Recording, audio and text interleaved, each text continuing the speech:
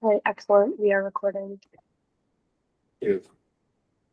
Well, welcome to the January 7th meeting of the Healthy Buildings Technical Committee.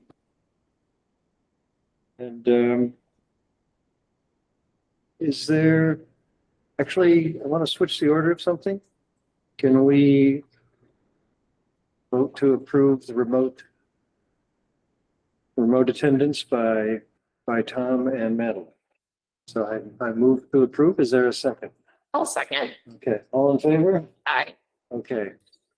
Thank you so much. Do we have any public comment today, either online or? All right.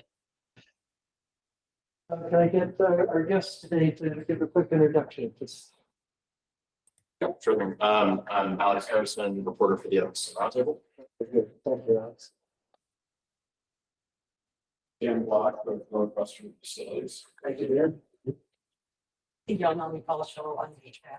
Great. Thank you for joining today.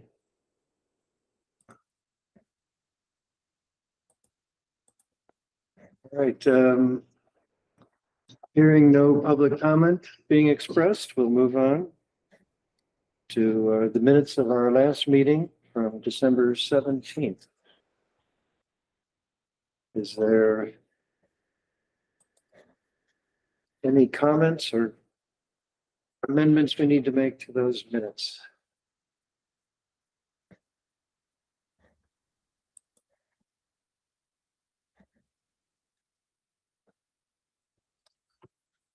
Hearing none. Look good to Entertain. me. Ellen? Said look good to her. They look good Okay. to me. Yeah, okay. I'll make a motion to approve the 12-17 minutes from our last Thank you, meeting. Stephanie. Is there a second? Second. Second. All right, thank you. All in favor of approving the minutes from December 17th? Aye.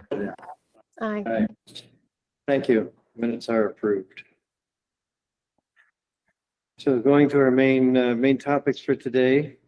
So one of the things we decided to, in setting up the agenda, was to go through the ordinance a little bit and just to get everybody kind of familiar with what's in there. There's a lot of language in the ordinance, but I wanted to hit some of the highlights. So I sent around copies with highlighted parts. I'm not going to read all of it, so I'm going to call attention to some of the items here. But the first item that I do want to kind of read out loud is under the portion of the ordinance or portion of the city code. It's now building performance standards. So each covered property in the city of Evanston must by 2050 meet and maintain the following final performance standards as established by the rulemaking process. Energy efficiency as measured by maximum normalized site EUI. And EUI is energy usage intensity, will be BTUs per square foot. Of gross And what's the water. definition of maximum normalized? Where are we getting that from? Thank you. I have the same question. I couldn't Okay. locate that in the definitions, but I believe, You know, is it an industry standard or?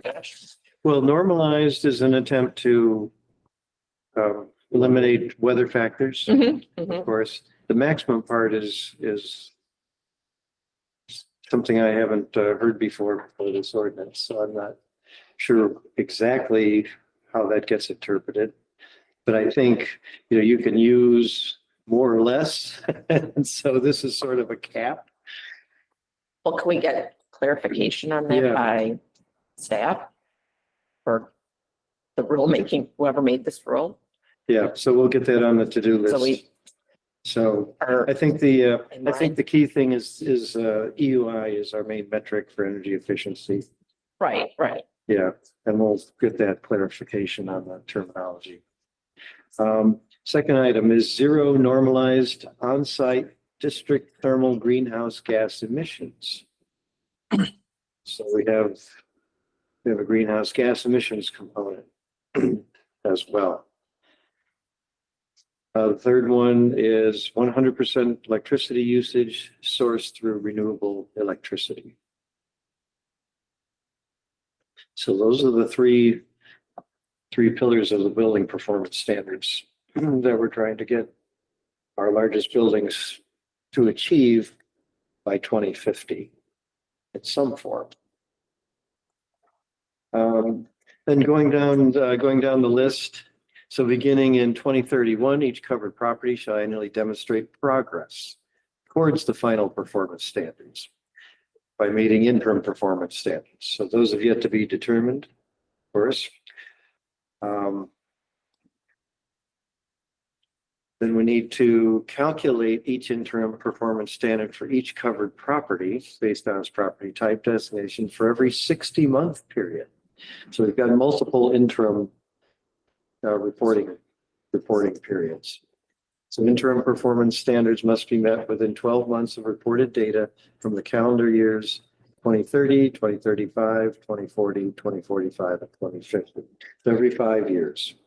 So it shall calculate each standard. Interim performance standard. Right.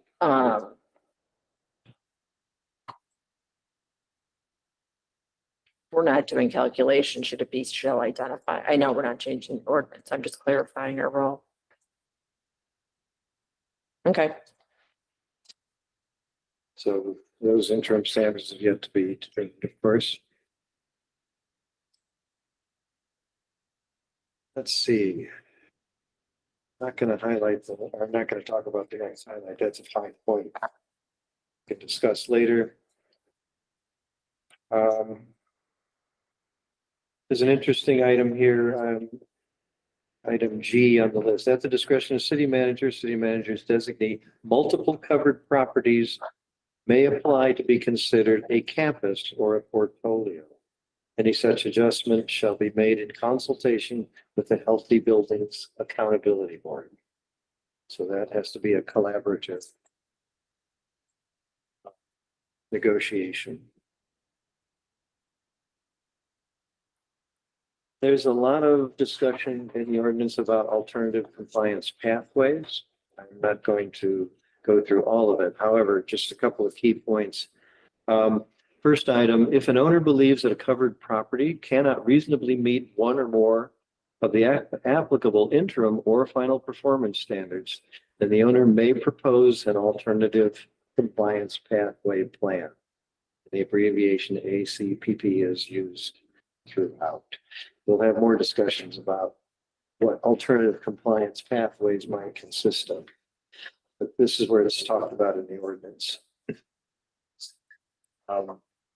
At the end of item D, ACPPs, alternative compliance pathway plans, may be granted based on financial hardship and or occupancy as defined by the Healthy Buildings Accountability Board. So there's a role, once again, for us to collaborate with the other entity to okay, that's all I'm going to hit there. Some highlights.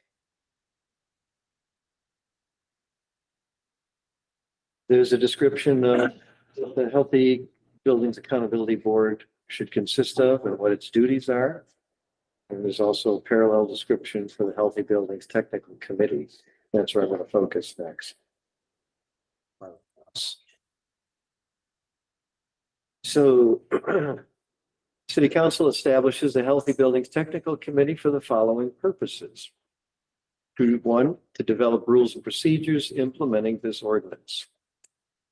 Two, to provide a community leadership in achieving necessary emissions reductions. And number three, to provide technical expertise on reaching this ordinance's performance standards. So that's our primary mission. There's a list near the end of power. Oh, one more thing. We actually report to the Healthy Buildings Accountability Board. So we're sort of, in a sense, we're below them on the org chart, so to speak. The powers and duties of the technical committee include the following. To develop and recommend rules for implementing the ordinance. To recommend final performance standards for each property type. To recommend interim performance standards for each property type. To establish and periodically review and revise the methodology by which the city manager or the city manager's designee will evaluate proposed alternative compliance plans. It facilitates the achievement of the final performance standard by all covered properties. To recommend, review, and approve the draft and final alternative compliance plan form created in collaboration with the city manager, city manager's designee. I think for city manager's designee, we have Kara's group, including Gabriella and Kirsten. So that's, those are our direct reports from staff standpoint. To review the results of city aid, including but not limited to evaluations on equity prioritized buildings, and provide expert advice to the board, that'll be the accountability board, related to determinations of need for city aid. Number 7, to aid in community outreach and engagement. Number 8, to advocate for synergistic policies and programs to aid in equitable building decarbonization. Number 9, to recommend, if necessary, the engagement of outside expert consultants to assist in executing the committee's powers and duties. And the last item, number 10, to define net zero greenhouse gas emissions and determine the allowance of certified carbon offsets, verified carbon credits, payments to local decarbonization funds or mechanisms, other mechanisms to reach compliance. So that's how our job is described in the ordinance. In case anyone was a little uncertain. Is there any other language we need to clarify while we're talking about some of the items in here? So I Let me think this go also, into number 1. go ahead, Brenda. Under section E at powers and duties, to recommend rules for implementing this ordinance. Could staff expand on that a little bit, what that may look like? So typically with a building performance standard, there's a packet of rules that accompany the ordinance. So it would get into all the details of what reporting looks like and what happens if someone doesn't report, and all the alternative compliance would be within the rules. All the final and interim performance standards would be in the rules. So it's just a way to refer to the PDF document that would refer to everything that would govern this ordinance that wouldn't necessarily live in the ordinance language itself. Okay, thank you. Yeah. What I've excerpted here and put into a Word document is comprises 6 pages out of a 23-page ordinance. So there's there's references to penalties and enforcement and so forth. That's not our job. So I didn't want to dwell on those among other things. And then actually it's a lot of it is actually an update to the benchmarking ordinance that was passed in 2016. So there's kind of amendments, additions that kind of modify that benchmarking ordinance. This addresses.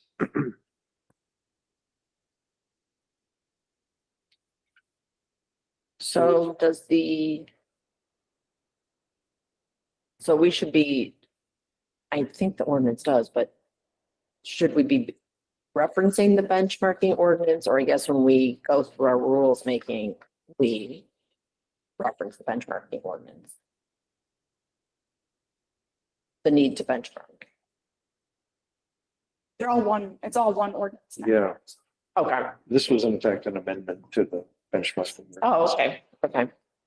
Lots of additions. In fact, I think online it gives a marked up draft. Yeah, Is there I've going to seen be it all, right. I just didn't know for reference. Yeah. Will there be a final form that ends up in at some point as opposed instead of a marked up draft? So it would live in the city code. So if you would navigate on the website to the actual city code, then you would see it, but it's embedded within Okay, everything else in the code. So it's gotcha. Okay. in many ways more difficult to read than the version that's online. Right.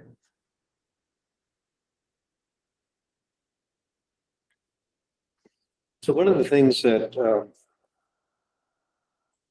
right, well, Go ahead, Charles. no, it's like if you kind of read what we have in front of us, the committee shall have the following powers and duties, but we are two committees. In and of itself too, right? To develop and recommend this. The ordinance, number one, is that our committee, we're technical. yes, these are all technical committees only. This is technical committee, this is all us. Yeah. Yes, the accountability board has a separate list. Okay. So that's an important thing to understand. We're working in parallel, but these are the powers and duties specifically outlined for our committee. And to the, and And then again, we're subservient to them, so we're just recommending this top. ultimately, Yeah. right. So what I'd sort of like to try and do, and we don't have to make all the decisions today, but I'd like us to, you know, kind of absorb some of this and find ways that we can work on this in between the meetings, so that when we do convene, we can have something of consequence to discuss along the way. So, for example, you know, what are some ways you're going to get 100% of electricity usage sourced through renewable electricity? What are the different pathways? I think if we can kind of consolidate the ideas there for the group, just as a for instance, what are some, you know, sort of initial thoughts on alternative compliance paths? You know, not to define everything, but just to get the thoughts going. So if we can get people to kind of start on some ideas. Another thing is, don't think we define net greenhouse gas emissions yet, have we? Yeah, so we need to collect thoughts on how we want to define that as a goal. Pause on that one, it seems like. As we had our first few meetings, it seems like natural gas is kind of one that we don't talk much about, but yet was a big part of developing the ordinance. We have very little data. Knowing what is the natural, like what are we trying, how much is the natural gas use in our buildings? Do we have, it's not part of our benchmarking yet. Benchmarking that collects. We have this, in the articles. And it's reporting out. Yeah. And if somebody didn't, then it's in the non-compliant list.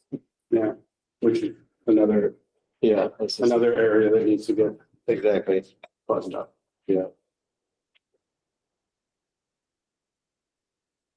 So the question would be, or does the city's sustainability group have, I'm sure, you know, the definitions of, greenhouse gas and renewable electricity. That's already probably been thought about somewhere in the staff sustainability department, I would think. I mean, do they have those answers for us so that we're on, so this, our technical committee is not operating? Like where I'm going is, have they already done the legwork on this? Those definitions. I think partway. Yeah, I think everything except, like Joel mentioned, the net zero definition, which is a responsibility of the technical committee to define. If you're talking about, you know, what are the conversion factors and things like that, that's already been established for emissions. No, I mean, like renewable energy.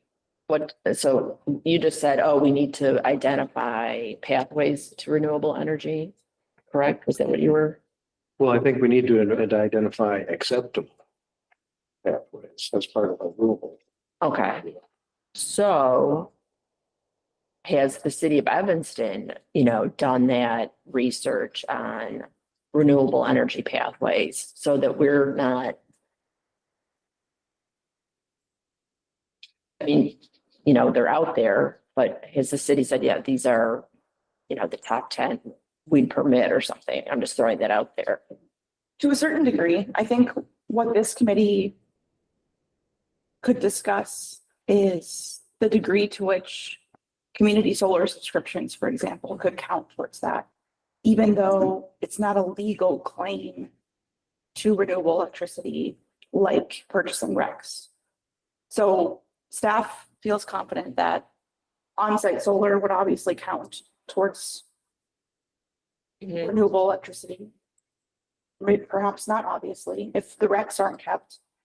And then a procurement agreement like the city undertakes, like Rotary, like Northwestern, to procure RECs would also count towards renewable electricity. But again, there's gaps in community solar. To what degree does that count? And also, are there interim percentages that people would be comfortable with moving towards 100%? And then I remember Maddie brought up a point earlier about some of the multifamily complexity. If there's a large apartment complex in Evanston with a lot of subscribers to our community choice aggregation program, how do we parse out how that counts towards this as well? So those are some of the details that I think this group needs to work through. But you're right, that staff does have some idea. Because what I'm thinking of is, you could have ideas for renewable electricity or the sources, but what's acceptable, what's realistic?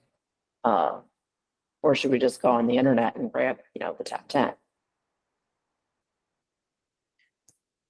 I think if we can collect a bunch of ideas so that we can decide which ones are the best, Okay. second best, I think that's step one. Yeah, What are the possibilities? yeah, and I would revert once again back to staff on, the research that's been done on that and throw it our way. I mean, where I'm going with this conversation is hinting at what you said, we need to do some homework when we're not in our meetings. And I've been doing a lot of reading and stuff like that. So I've gathered, resources and downloaded a bunch of stuff. But, how much, I'm like, oh, this would be great. But then, staff would come back and say, well, we've already outlined X, Y, and Z. One, I don't want to reinvent the wheel. Two, I don't want us all researching stuff and coming back with or researching unnecessarily when, there's a template already there. You'll hear me say that again and again. So We don't want people doing like if we could get a packet of reading material and saying like, oh, out of here or out of this example, read this and then decide what makes the most sense. well, I mean, one step, because you guys have been doing annual greenhouse gas emissions, right? So you've had to sort of do some of those initial steps on what counts and what doesn't in that. So maybe just a brief summary of what you've used so far be a good starting point for we would consider acceptable. And where we need to expand, if at all.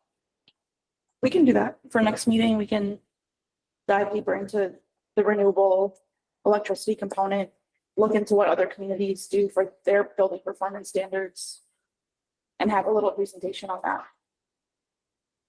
Does that sound reasonable? Sure. If you think it help. Yeah, that's a good idea. Great. Because, from the city perspective, you've had to wrangle multiple things already in order to do this account. So if, like Stephanie said, if that trail's already blazed, so that would be great to have that organized for us. And then as part of that, and I don't know if we could get that beforehand, your presentation sent to each of us, just so that we're ready to discuss, as well as, oh, and by the way, we also thought of X, Y, and Z that we think the committee should explore.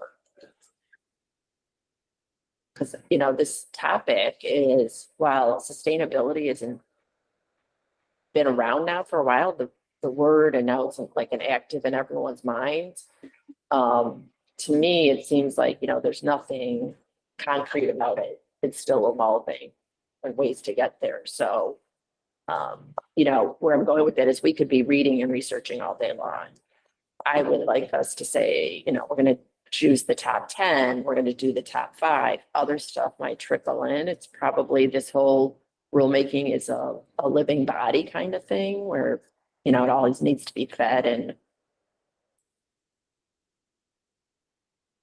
No, that's a good point. I mean, I think there's an understanding, this ordinance was passed, that this is something that's going to need to be revisited. so we'll be on this committee for 20 years. In the rules. Yeah, okay. Yeah, no, that's a good thing to remind people of.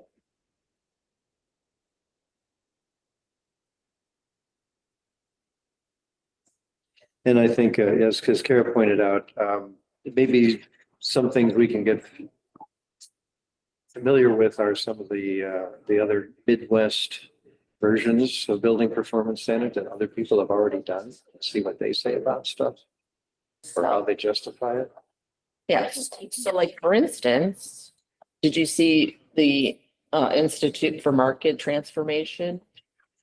They have pathway options by jurisdiction. And so this could be, if you haven't seen it or read it, I printed out just some of the pages. But I thought that was interesting on, here are 8 cities. And, this is talking about alternative compliance. But I thought it was, interesting just to read, and I didn't read it fully, but yeah, after your comment of Midwest or, Yeah. where should we start? So we're all reading the same thing and we can all reference and not start from ground No, zero. thank you for pointing that out. So we can all get familiar with what IMT has assembled as well.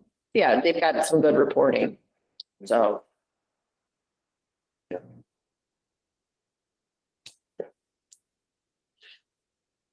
Good. So those are some places, I think, that kind of homework or research in between, would be good to, tee up to the group if that's something we can either include in the next meeting packet or if there's something, since you've started reading through that, Stephanie, if there's anything that jumps out that you think this is something we really need to include, or this is something that maybe we should avoid, Yeah. all that stuff. This is just, I only printed out and read briefly some of the nice summaries, how, where was I? I was reading about their enforcement, their exemption, so Mhm.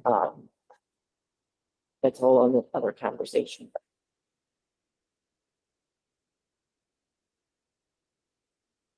So, but could we agree that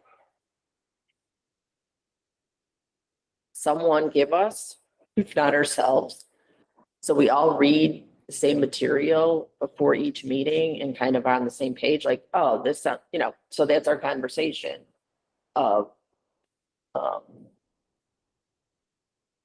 So we're all referencing the same stuff, because like I said, we could all do our research and read all day long, but we might pull from other, if we're all reading from the same, Can I make a suggestion? yes. If I'm done we talking. doing a great job, Stephanie.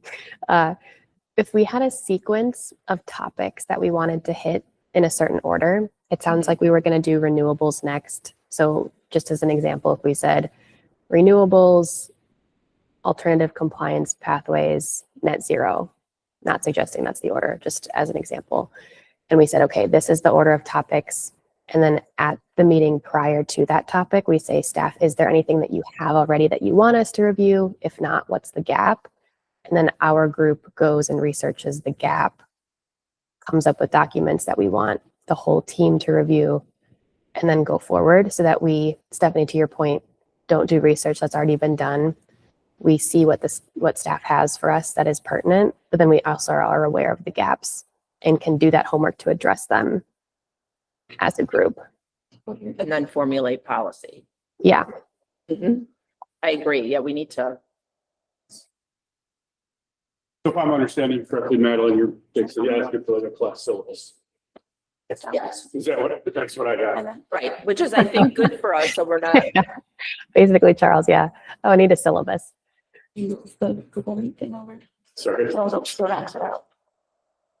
I think that just eliminates the potential overwhelm of thinking of all of it at once and thinking of what we do and don't have at one time, where we could just say, this is renewables month, this is alternative compliance pathway month, and give us a little bit more focus. And then we can include what staff has, but also be aware of what we need to go find. 1 hour. yeah, so we have a calendar or a syllabus. I like Charles' syllabus. That's a good idea. And that's why I I wanted to just- read through the ordinance, so we could start thinking along those lines. And there's some- We have our schedule, right? We talked about that last week, so we got to start on some of this, right? We know how many meetings we're gonna have for 2026. I think that's a good, focus on this year. It's 6 months of it. And then break it out by topic. And I think, You know what? It's a good way to start. Yeah. Because we are all over the place right now. and I think there was a desire next meeting to kind of set a calendar of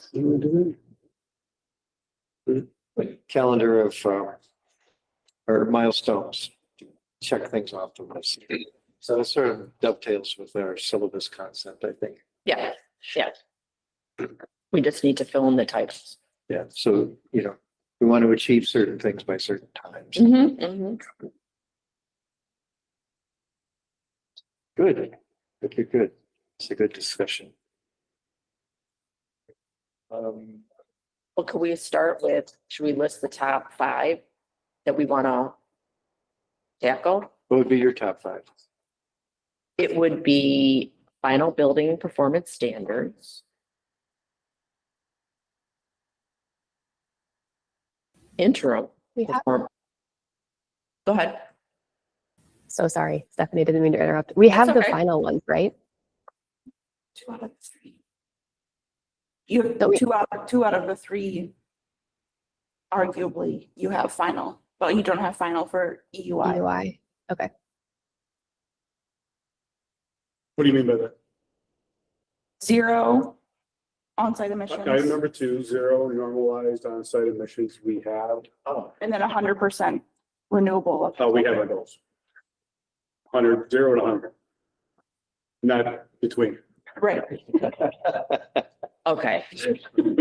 You could, I mean, So maybe number 1 is interim Oh, no. performance standards for each property type.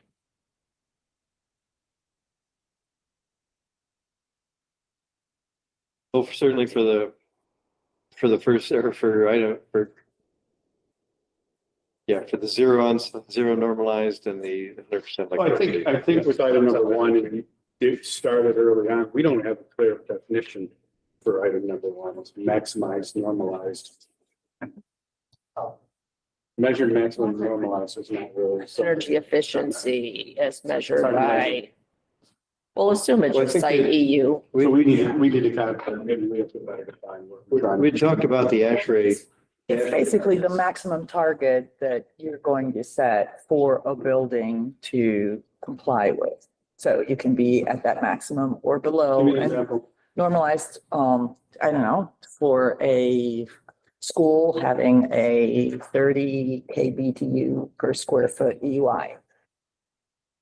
That might be the target that you set, the maximum. And it normalized in the sense that it's per square foot.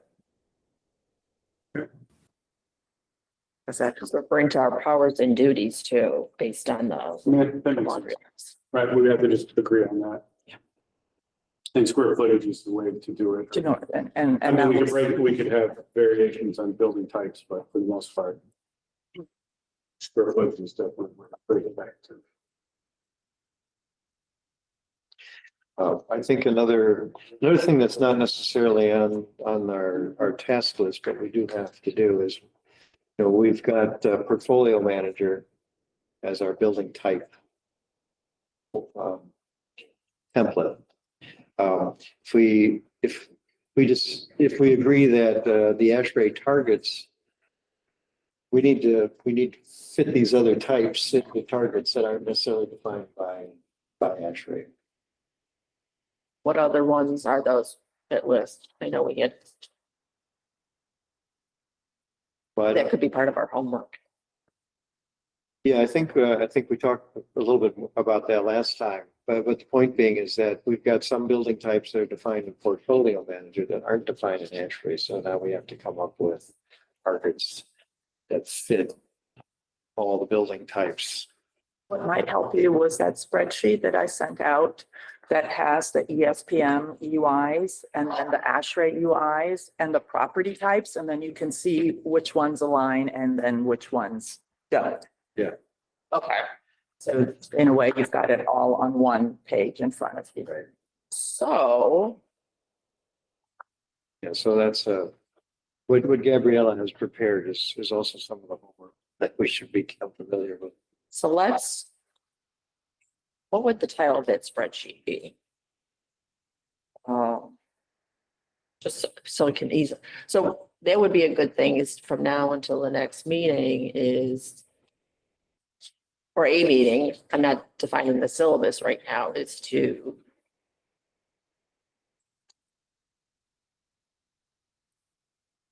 ASHRAE EUI.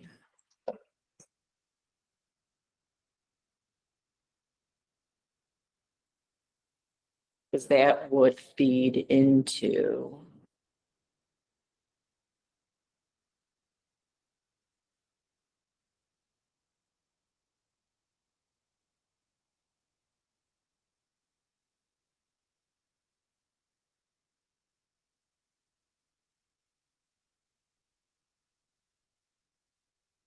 Or number one, develop rules.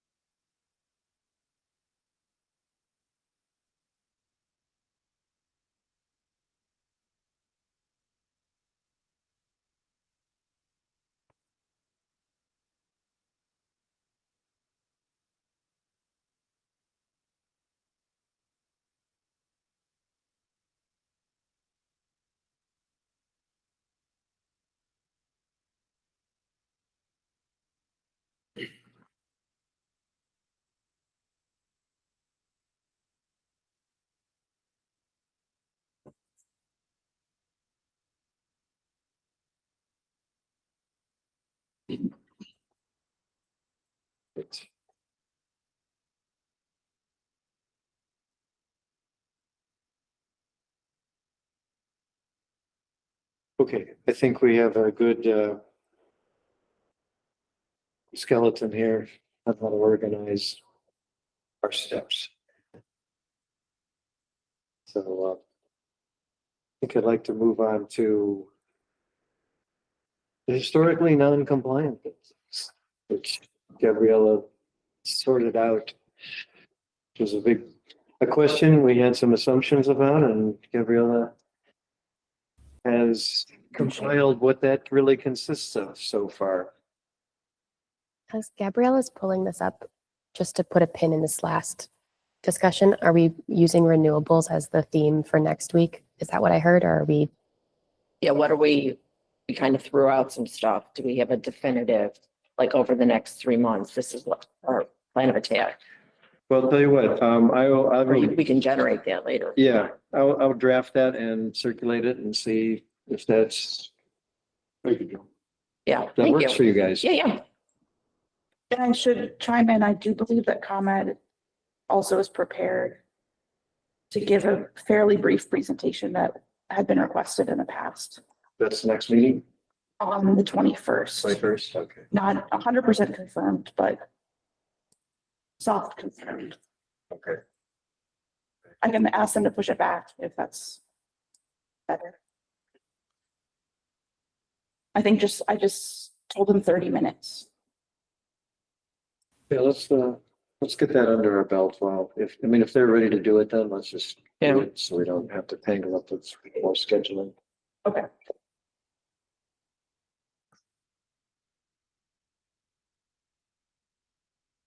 Guys, this is. Why am I? If you go to the little arrow in This one? But This one? then scroll down to stop annotating. Okay, guys, hopefully this will work.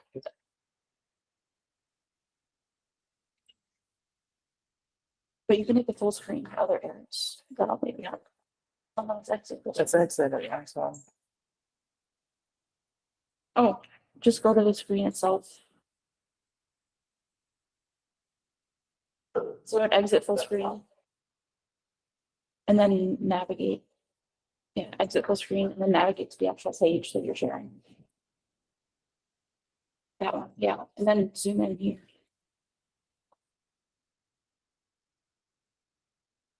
Uh-huh, okay, If you want to zoom, if that's what you were trying to do. yes, okay. You could say allow this time and then make it. Just move it out of the way or something. And then if you go to the percentages, then you Yeah. can zoom in. Is this big enough for you guys? Mhm. Okay. So, this is a spreadsheet of, let's see, compliance summary, here we go. Of all the, buildings that have been benchmarking. And so that's a total of, I'm scrolling down, 537 properties that we have records for. Some of them, there are a few there here at the bottom that were kind of blank. I still have to figure that out, but essentially these were sorted by property types. These are the ESPN property types that you guys adopted.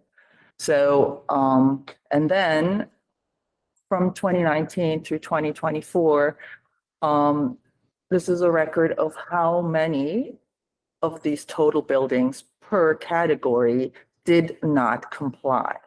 And that means either they did not report at all, or they sent in a submission that was not acceptable. Either it was incomplete, or there was a problem with the data, or there was something going on. So this gives you an idea then of the percentage of properties that are not compliant. And this is the number of properties. So you can see that, and Total number of properties is the total. total per that Could be. Hmm?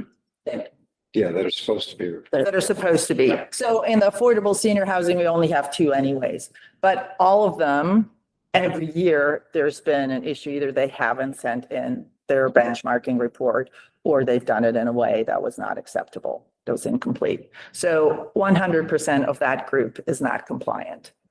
The dealerships, auto dealerships as well. However, here, all of our college, university properties, of which there are 29, they've been doing really well. And there's only a very small number that has not been compliant for whatever reason. Gabriella, the percent compliance is based on 2024 reports. Yes, correct. So, yeah, so I just looked at the, how they did in 2024 and then what the percentage is. So we can scroll down and, there are quite a few that are doing quite well. So the water plant didn't make it and. Yeah. Well, that, they actually Water? sent it in, but there was an issue with probably some of the utility data that they entered. Interesting. Something for everybody. Yeah. So the hotels, we have 7 hotels here and about half of them are compliant, half of them are not. Of the schools, we have 19 schools. There are only 2 that are non-compliant, so that's pretty good. And to clarify that, that's public and private, not just. Right, Gabriella? It's not Yes, just that's all the school. Yeah, because I believe all of the public schools are compliant. Yeah. So multifamily housing, that's our big category. So we have 258 properties.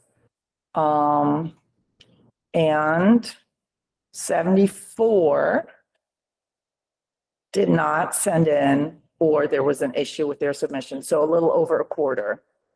It's interesting, if you look at the trajectory, it looks like it's kind of improving over time. Yeah, I think you generally see that.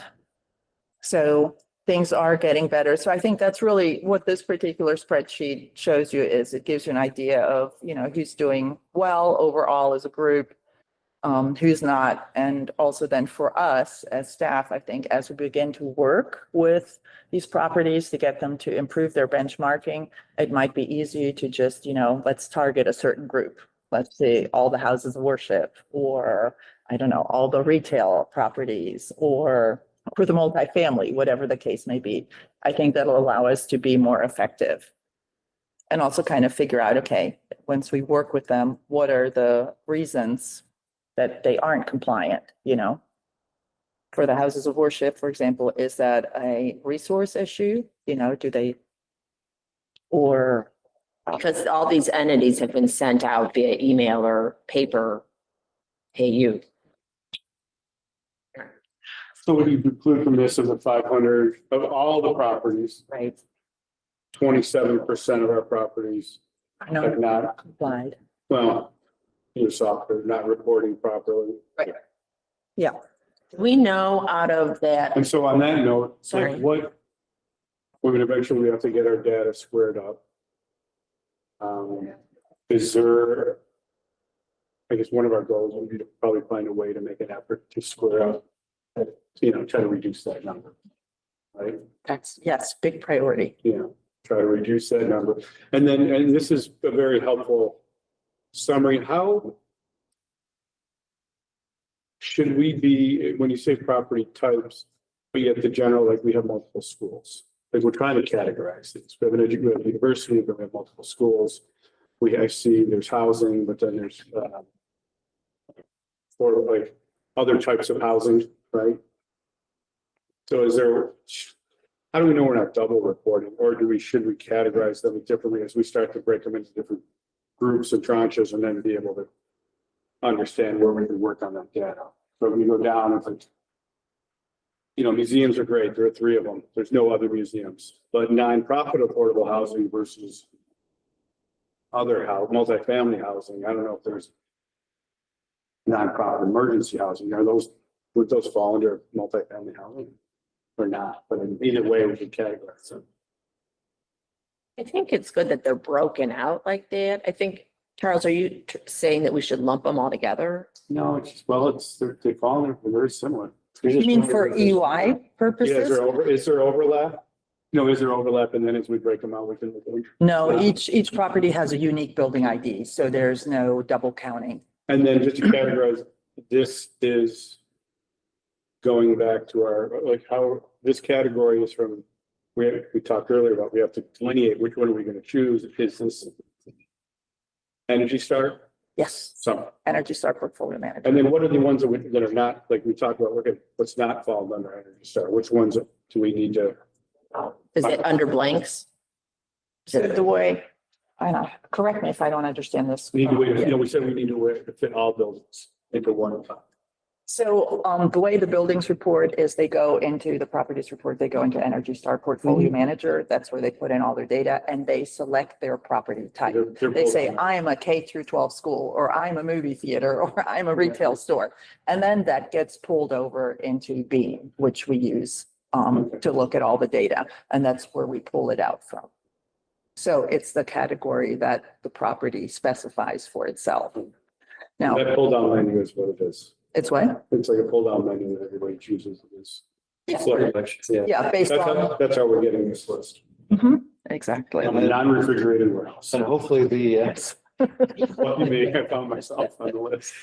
and hopefully the verification process that's supposed to take place periodically will, verify that this is Makes we're sense. on property. We have a long way to go for that. Okay.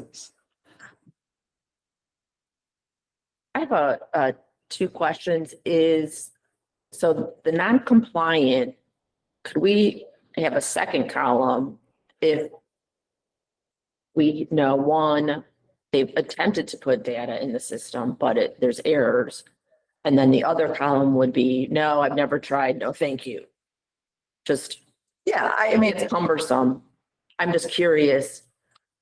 And then two, on the multifamily side, I'm representing the Neighborhood Building Owners Alliance and the North Shore Housing Providers, and they've said, throw us the list and we can distribute the list of, well, all the buildings, but of the ones that are non-compliant to just, maybe they're members of our group, maybe, some people don't know about, laws are passed all the time. Here's January 1st. And if you don't watch the news on January 1st or January 2nd about all the new Illinois laws, you're not going to know, even if you're at the top of your game in whatever industry. So we can assist with that. I'd be more than happy to assist with that.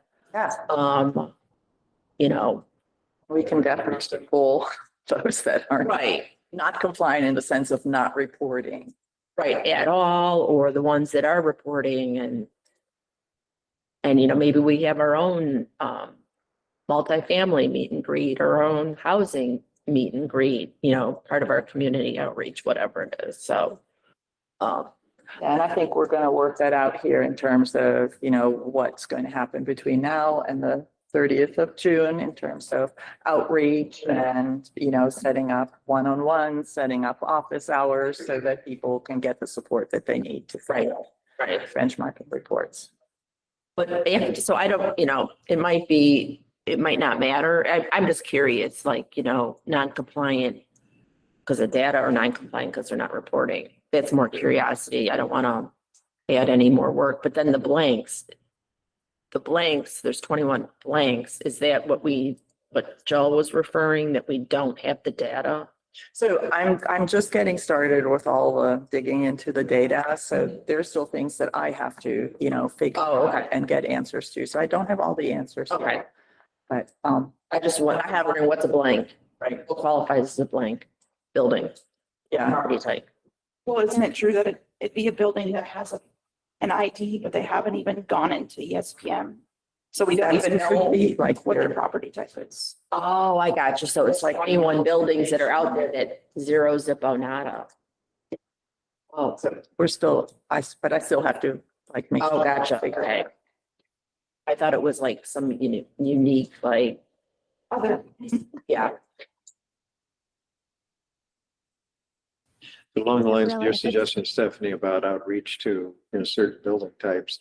Yeah, the houses of worship seem to all have a green team or some advocates in their congregation that we can kind of get some community push from within to get them to comply if they just, they just hear that that's a need. Yeah, I'm sure a lot of it is just, us picking up the phone or, point of contact person, because a lot of times we've mentioned before, send something in the mail. Yeah. Because if someone's in the wrong person's inbox, there to stay. So, That's where we can assist with the community outreach and. stuff. Right. right. Which group we talking about? The ones that just are not elected? Or the ones that we just don't know what they are? The non-compliant, The non-compliant. I think Maddie might have been. Oh, yeah, Maddie. Okay, Gabrielle, if it's helpful, I can provide this group or you, as you're thinking about the timeline, an example of our internal timeline too, because we do the same type of communication to our properties of, hey, it's benchmarking season. You need to be signed up. You know, ours is a service, right? So this is not entirely transferable, but we tell them that they have to be requesting data at least 3 months ahead of the deadline to give time for the utility provider to bring that data back, because that's such a long leeway.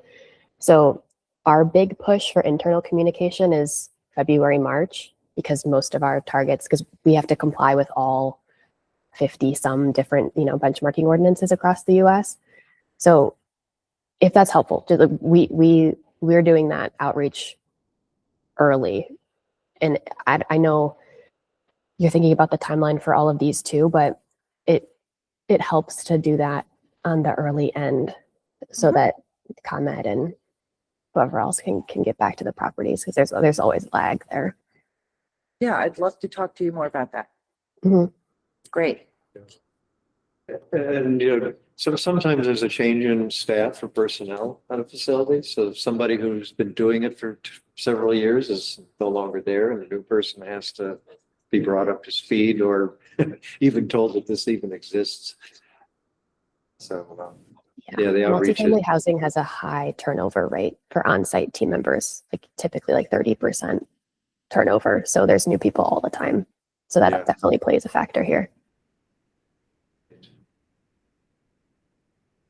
So right now, the 2025 data is scheduled to come in by mid-year, June 30th. So we'll have another batch. So who, What did we want to take away from this section of the meeting? sorry, say again, Maddie? What did we want to glean from this section of the meeting of the non-compliant properties? I think the main thing is, well, staff has to do the most out of it, right? So that's the main thing. I think knowing where the soft spots are is important. I mean, clearly, because there are so many multifamily buildings, and we have a high, you know, pretty good percentage of them that haven't submitted anything ever. Can we break it down? So this is,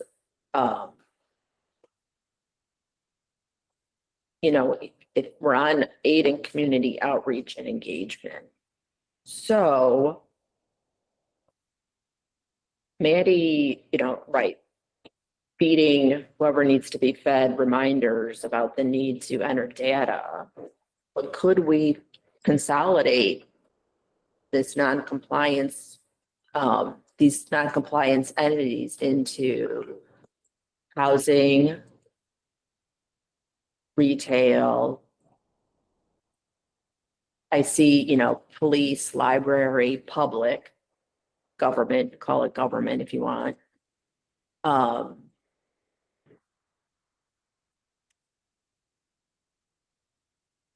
Educational, and like, you know, say first, you know, we're going to feed Stephanie multifamily. We're going to feed someone. We're going to go after the college and universities, you know, the entities, those that educational, that's not, you know, even maybe give some people on the accountability board who are involved in the nonprofit space, the nonprofit group to reach out to.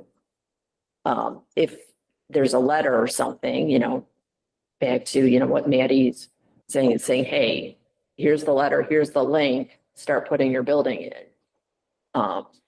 And I'm going based on the ones that haven't put anything in. That's why I think I was kind of asking for there's a list of the buildings that have put in, but then the data was wrong and they just need some hand holding. So, I mean, I think if we're gonna, I think that's where we're going, or that's where I'm going with this, is if we're gonna look at this, what's the next steps in getting to 100% compliance? Oh, compliance via data.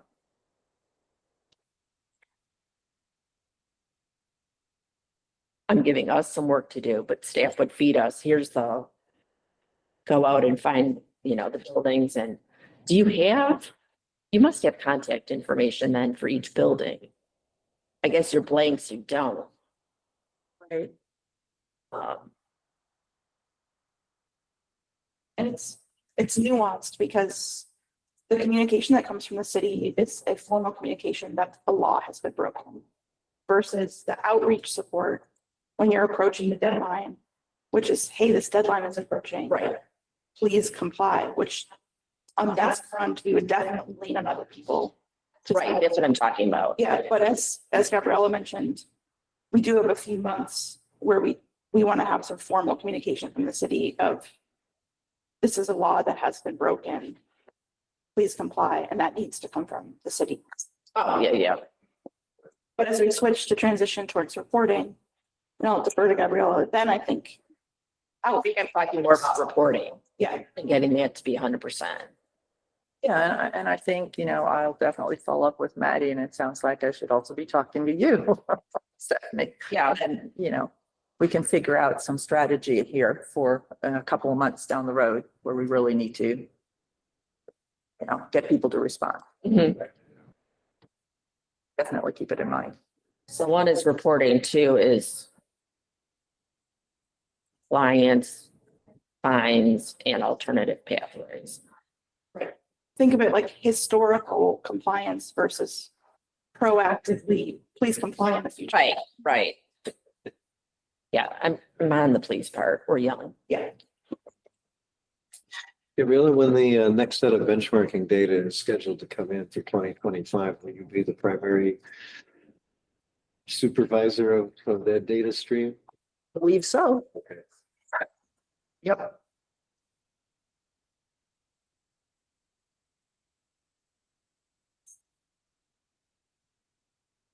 Well, thank you for organizing that unknown space a little bit better for us, Gabriella. Yep. So that's very, very intriguing.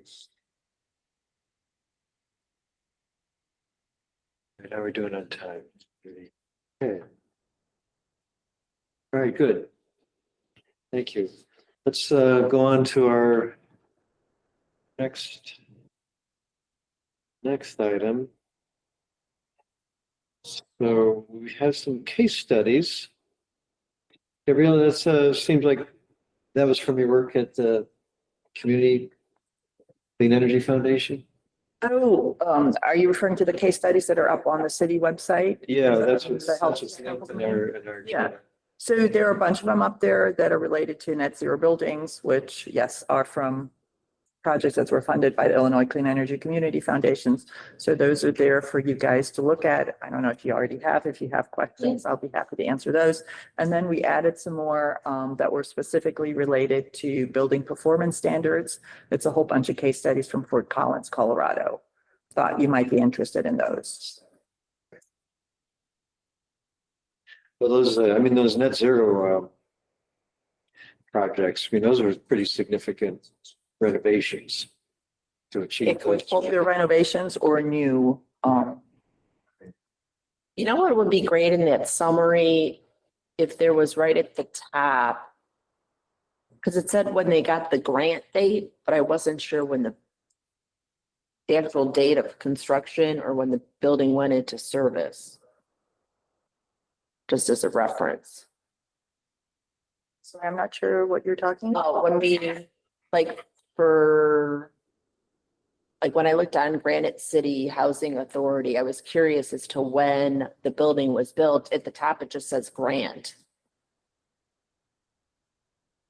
When you click on all those, not a big deal. I'm just curious, was this constructed in 2024?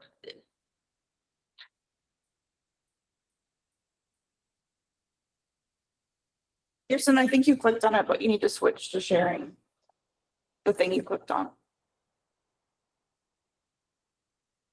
It says grant date. Is that the same as when it started construction or when they got the money to go ahead? The way it worked with the foundation is basically you had to start construction within 6 to 12 months. Okay. And then you only got paid once the building was done. Oh, okay. So the money went out. So around that timeframe. I have trouble with these projects like this. I mean, you look, this thing is tiny. You know, this thing doesn't even, it's 1,300 square feet. How are we gonna, maybe it's an outline for what were you trying to do, but not as, It was interesting to read just on the, because they went to passive housing on that one. Right. 1,300 square feet. It's a 2-unit affordable housing example that Hard for us They're not to, all like that. yeah. I think that is the smallest one that's up there. I think most of them are more like. pretty- Well, let's go to Fort, I didn't realize, I didn't look at the Fort Collins building performance standards. Maybe that would be good to look at.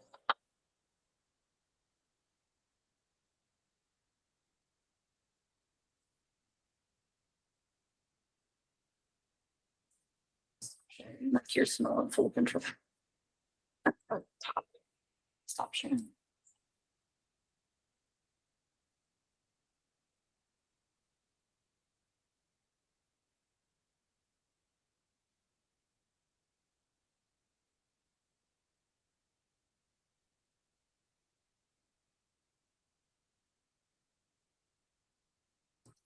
And they even have a memo. It could probably be another example of how to ask buildings to comply.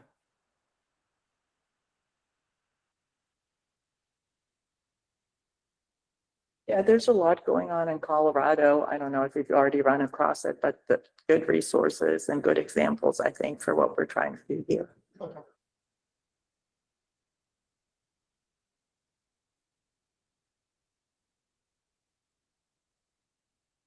Some of this stuff would be good presentation material when you're talking to like a multifamily group or whatever.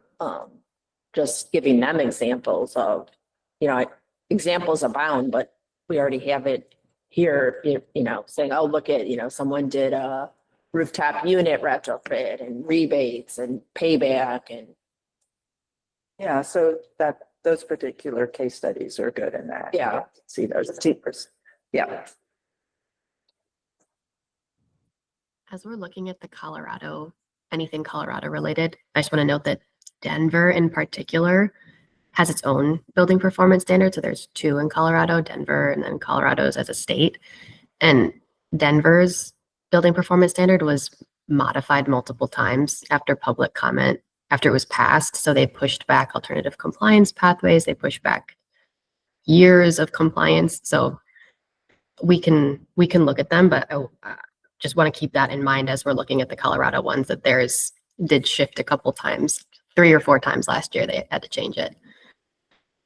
Maddie, do you have any, can you lead us to a link on Denver as to the interesting reading as to why? So we don't do the same thing, and then we don't want pushback. We're the clean green team, Yeah. like just to see what were their hurdles. Yeah, I just want to use Denver as a cautionary tale. I think what Denver did was, I don't think they gave as much time as we're proposing. So their target started in 2024, and then they had a 2027 interim target at 2030, and they started pushing them back. So I think their main one was they needed more time, but they had also started sending buildings letters that said, hey, if you don't comply, this is the dollar amount of the fine that you would receive. So I think the combination of those two, the shorter runway and the realization of the fine, created the wave of pushback in Denver. Not saying anything about it, just like that's just Right. knowledge for the group. Yeah, thank you. Interesting.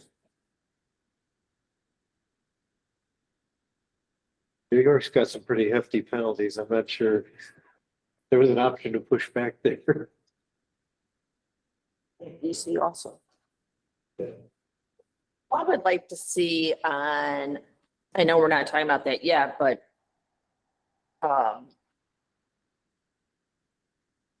you know, for strike one, strike two, strike three, because in reading some stuff, you know, there was a comment of, oh, you know, it was like a fine, for instance, was like $200 a square foot a day or something to that effect, right? But when does that actually go into effect? You know, is that, I would like to see that strike three, you know, now we've tried to work with you, you know, one, because you don't want to get, oh, I never received the letter, oh, I didn't know, oh, you know. So I would like to see when we're doing alternative compliance, if, you know, that we see the steps before you get a fine. The earliest possible fine for noncompliance with a BTS in Evanston would happen in the fall of 2031. Oh, so that's defined somewhere. I guess I didn't notice that. Well, so the first reporting year would be for 2030 data, which would be due June 30th of 2031. So we wouldn't know they were non-compliant until a couple months after that. Okay, so we're not fining right now. We're not in fine mode. So in terms of fining for benchmarking non-compliance, that is codified as $250 a month of non-compliance, but we've never enforced that. And the latest recommendation from the accountability board is to focus first on handholding and technical assistance. Right. Or we would fine. Okay. Yeah, the goal is not to collect money, it's to get the information. Right, right. And so that's what I'm saying is, you know, that's gotta be, if it is written down, I thought that was part of our work too, is to, as we identify compliance pathways, Mhm. to get to the fine. Like, right, the fine's over here, let's work with them on, you know, hurdles. That's exactly right. It's the difference between the fine for not submitting any data or submitting data incorrectly versus the fine for not meeting the standard. Gotcha, okay. And it's often that fine for not meeting the standard is It's gonna be the one we want. the high one Yeah. Right, right, in other communities. I mean, it's up to you all how you want to pursue that. yeah. Yeah, I mean, I know, in New York, the fine is so high that it's worth doing the projects to get the savings. Joel, how are we doing on time? We have 15 minutes left with the agenda. Well, I guess that gives us some open time. We've looked at all the agenda items. Should we circle back to our top 5 favorite targets? Stephanie, you started out with you know, final and interim reporting. I Mhm. think we talked about renewables as something that staff is going to help us with. I think making sure our building types are understood is another place. Well, so is that what you mean, the ASHRAE versus the, Portfolio manager. Yeah. right, so can you get us what the conflicts are? Well, they're evident in the spreadsheet that Gabriella prepared before last time. So she's got a list of the portfolio manager Oh, okay, stuff, then she's got a list of the ASHRAE. oh, that's right, Targets. If you could And the send that ASHRAE has again. targets for many of the portfolio manager building types, but not all of them. Okay, So we have to slot in something for those other types. okay, Distribution center, drinking water treatment, it's not.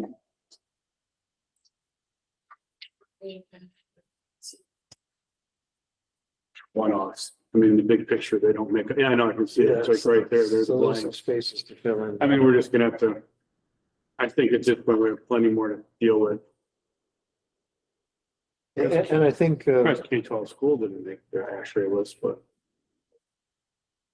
and I would contend, you know, whatever we come up with as a starting point is sort of a draft.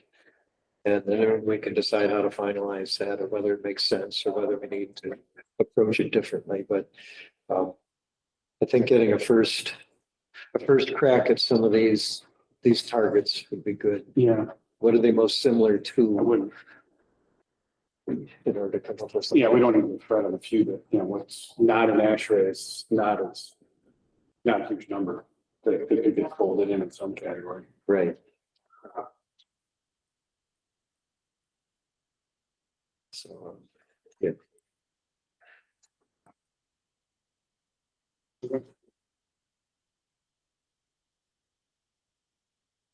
And then community outreach to identify ways to bring into the fold those buildings that are not compliant.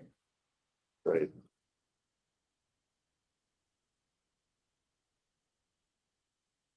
So is there something that maybe we could all read between now and our next meeting on interim performance building standards? So we could nail those down. I think that's a great idea, Stephanie. I know, In your Could have meeting, been- have you come across any examples? probably, like, I'm getting organized, by the way. MT website is Yeah, really MT, useful in yeah. Right. terms of the standards, if you want to spend some time on there to find reports. Yeah,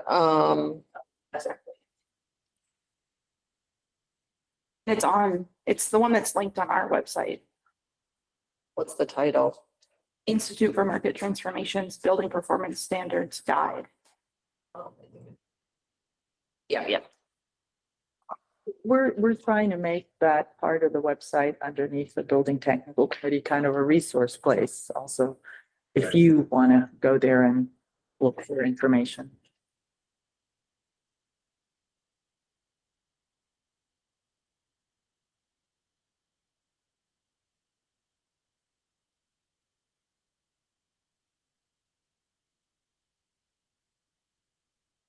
And we're gonna do every 5 years. Okay. I'll just put this out there. Yeah, for the Healthy Building Accountability Board, what we did is that all the members, you know, when it was a matter of either the putting together a list of goals or criteria or whatever, sent them all to me. And then I kind of created a master list for the committee to then review and prioritize. I don't know if that would be helpful for you. If you wanted to send me your top 5, your top 10, I can put it all together into a list. And then you guys can review it next time, prioritize or vote, or I'm just putting it out there if that's helpful for you. Thank you. I like that because then we can make sure that the syllabus has any preceding information tackled first that we would need to tackle a subsequent item. Okay, so then I would just say, and since our next meeting is in 2 weeks, if this is something that you could have to me by ideally the end of the week, that would be great. Like your, you know, your top 5 or top 10 list of items. Then I can noodle, or let's say by Monday, then I can put it all together next week, because then it has to go out to you guys again. Does that sound reasonable? Yeah. Top 5 want to do is, yeah. Top 5, top 10, whatever inspires you, or if you have a, you know, And that kind of- this is a prioritized list, 1 through 10. Yep. And I'll put it together in some way. Goes back to Carrie's Venn diagram we did in the first meeting. I don't forget that. So obviously you're a visual guy. That's right. Okay. Push that over to you. Okay, I'll do that.